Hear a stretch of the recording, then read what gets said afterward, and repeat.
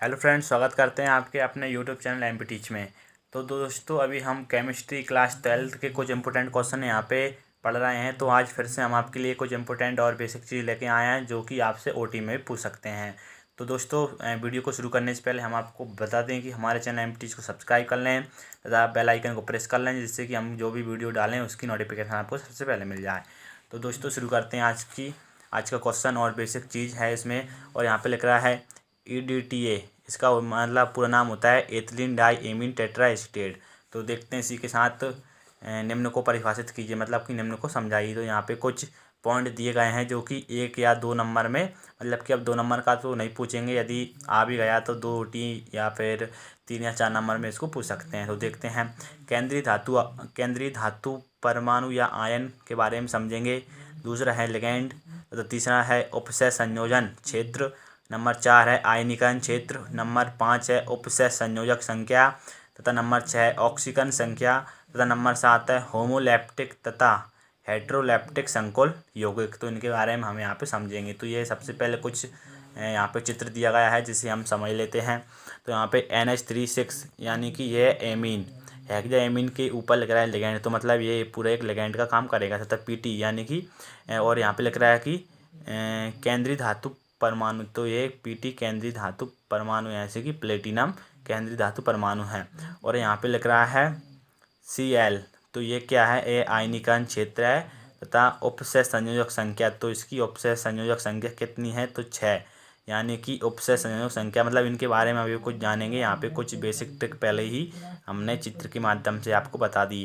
तथा यहाँ पे उपसय संयोजक क्षेत्र क्या होता है कि इससे जो लिगैंड केंद्रीय धातु परमाणु से जुड़े रहते हैं तथा इसे एक कोष्ठक में बंद कर देते हैं, उसे कहते हैं उपसय संयोजक क्षेत्र। तथा इसके बाहर के क्षेत्र को कहते हैं आयनीकरण क्षेत्र। तो हमें यहाँ पे लिख दिया। अब देखते हैं, नंबर बारी बारी से पढ़ते हैं इन्हें। तो यहाँ पे लिख रहा है केंद्रीय धातु परमाणु। तो केंद्रीय धातु परमाणु किसे कहते हैं, जैसे कि अभी PT यानी कि प्लेटिनम है केंद्रीय धातु परमाणु, तो उसे कैसे कहते हैं या फिर किस कारण से उसे केंद्रीय धातु कहते हैं, वो हम वहाँ पे समझेंगे। तो देखते हैं यहाँ पे, संकुल यौगिक या आयन में उपस्थित वह परमाणु या आयन जो लिगैंड के साथ उपसय संयोजी बंध बनाता है केंद्रीय धातु आयन या परमाणु कहलाता है। जैसे कि ये पूरा एक संकुल यौगिक है।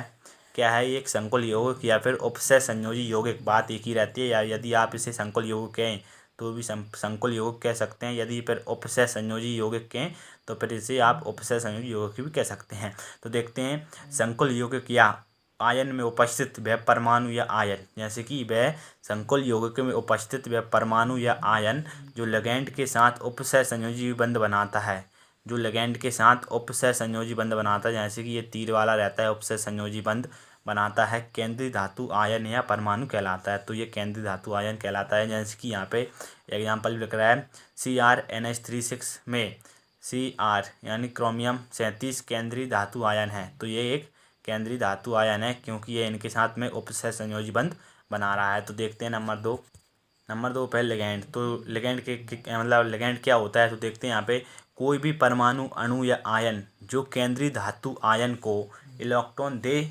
सकता है, यानी कि इलेक्ट्रॉन युग्म दे सकता है, लिगैंड कहलाते हैं। जैसे कि यदि मैं कोई भी वस्तु है, जैसे कि यदि मैं हूँ, यदि मैंने आपको इलेक्ट्रॉन युग्म दे दिया तो मैं हो गया लिगैंड। तो उसी के बारे में बताया गया है कि कोई भी परमाणु हो या आयन हो या अणु हो, मतलब कोई भी हो जो केंद्रीय धातु आयन को इलेक्ट्रॉन युग्म दे सकता है, वो कहलाता है लिगैंड।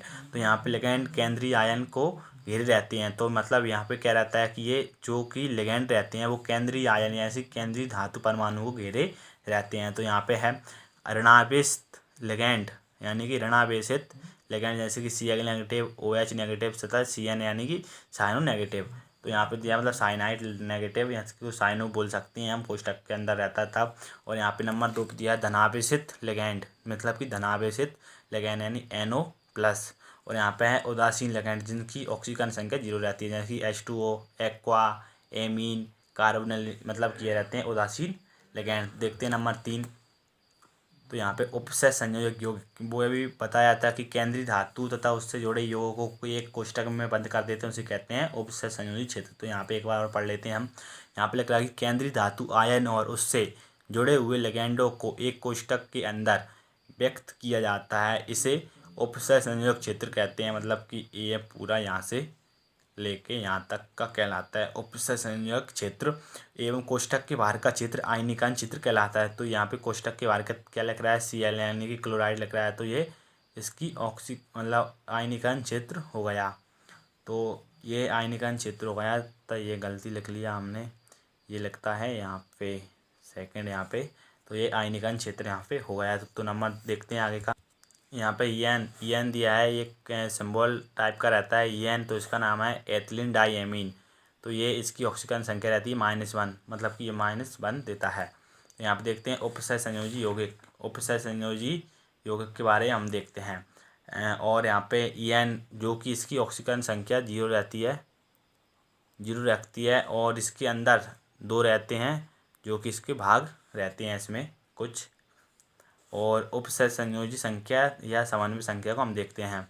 तो उपसय संयोजी यौगिक में केंद्रीय धातु आयन से सीधे जुड़े हुए लिगैंडों की संख्या को समन्वय संख्या या उपसय संयोजी संख्या कहते हैं। मतलब कि जो भी लिगैंड केंद्रीय धातु से सीधे जुड़े रहते हैं, जैसे कि उपसय संयोजी यौगिक में केंद्रीय धातु से सीधे जुड़े हुए लिगैंडों की संख्या को समन्वय संख्या या उपसय संयोजी संख्या कहते हैं। तो यहाँ पे देखते हैं क्या लिख रहा है। तो AgCN2 में माइनस में Ag की उपसय संयोग संख्या 2 है, क्योंकि इसके 2 लिगैंड Ag से जुड़े रहते हैं, जैसे कि एक CN और दूसरा CN, तो इससे ये 2 जुड़े रहते हैं। इसी प्रकार Ag की उपसय संयोजक संख्या 2 रहती है।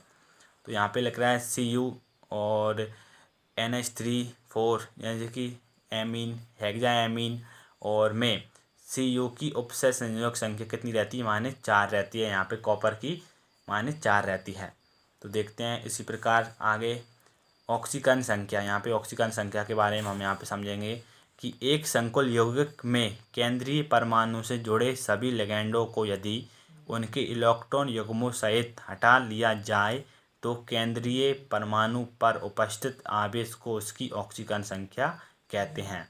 तो यहाँ पे देखते हैं कॉपर CN4 -3 में कॉपर की ऑक्सीकरण संख्या कितनी है, प्लस, क्योंकि CN -1 देता है और इसके 4 हैं, तो ये -4, और ये लिख रहा है बराबर में, मतलब इसके ऊपर जो भी आवेश रहता है उसे लिखते हैं हम बराबर के इस साइड। तो -3, तो -3 तथा इसे मान लिया हमने X, तो X यहाँ पे रह जाएगा तथा यहाँ पे इस साइड जा जाएगा -4, तो प्लस का हो जाएगा तथा प्लस का 1 बचेगा। तो इसी प्रकार ये प्लस का 1 यहाँ पे बच गया, तो ये हो गया प्लस का 1। और PT NH36Cl3 यानी कि हेक्साएमीन प्लेटिनम क्लोराइड में PT की ऑक्सीकरण संख्या यानी कि ऑक्सीकरण संख्या कितनी है, +3, क्योंकि एमीन की रहती है 0 तथा इसकी रहती है क्लोरीन की -1, तो ये हो जाएगी -3 तथा X बराबर -3 यानी कि 3। इस साइड रहती है X बराबर -3 तथा इस बराबर 0, और X बराबर हो जाएगी +3, तो इसकी ये +3 रहती है। देखते हैं आगे लिखा है होमोलैप्टिक तथा हेट्रोलैप्टिक संकुल, यानी कि होमोलैप्टिक क्या होते हैं और हेट्रोलैप्टिक यहाँ पे क्या रहते हैं। तो एक बार शॉर्ट में बता देते हैं कि होमोलैप्टिक वो रहते हैं जिनमें कि एक ही प्रकार के लिगैंड केंद्रीय धातु से जुड़े रहते हैं, तथा हेट्रोलैप्टिक वो रहते हैं जिसमें 2 या 2 से अधिक प्रकार के लिगैंड केंद्रीय धातु से जुड़े रहते हैं। तो देखते हैं इसमें यही लिख रहा हुआ कि ऐसे संकुल जिनमें धातु परमाणु या आयन केवल एक प्रकार के लिगैंडों से जुड़े रहते हैं उसे हेमोलैप्टिक संकुल कहते हैं। जैसे कि यहाँ पे एमीन जो कि एक ही प्रकार का है, यहाँ पे एमीन यहाँ पे लिख रहा है। तो देखते हैं आगे हेट्रोलैप्टिक, ऐसे संकुल जिसमें धातु परमाणु एक से अधिक प्रकार के लिगैंडों से जुड़ा रहता है हेट्रोलैप्टिक संकुल कहते हैं। जैसे कि यहाँ पे कोबाल्ट लिख रहा है तथा यहाँ पे एमीन और क्लोराइड यहाँ पे 2 प्रकार के लिगैंड यहाँ पे दिए रहते हैं, तो इसे कहते हैं हेट्रोलैप्टिक। तो दोस्तों और भी आपके लिए अच्छी शॉर्ट ट्रिक यहाँ पे लेके आएंगे, तथा जल्दी से हमारे चैनल MPTeach को सब्सक्राइब कर लें और बेल आइकन को प्रेस कर लें, जिससे कि आपको नोटिफिकेशन सबसे पहले मिल जाए। धन्यवाद दोस्तों, मिलते हैं नेक्स्ट वीडियो।